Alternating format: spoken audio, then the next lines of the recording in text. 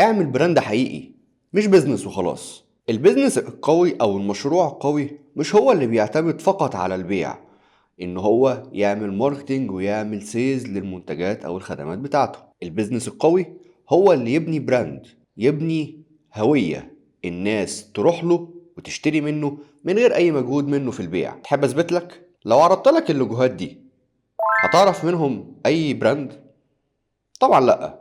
ليه؟ لان اللوجوهات دي مع ان هي شركات كبيرة وشركات شغالة وراس مالها كبير جدا، ولكن انت ما تعرفهاش. طب لو عرضت لك اللوجوهات دي طبعا عرفتها. طب يا ترى ليه عرفتها من غير ما تفكر فيها او تدور لمدة ثانية؟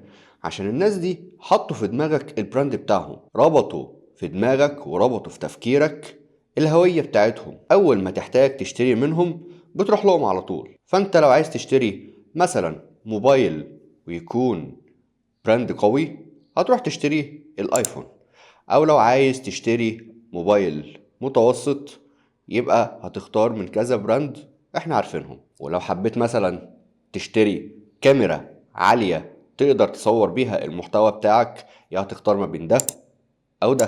عشان كده بنقول ان البيزنس القوي مش هو اللي بيجيلك عشان تشتري منه. البيزنس القوي هو اللي باعلك البراند بتاعه علشان انت تروح تشتري منه من غير اي مجهود يعمله.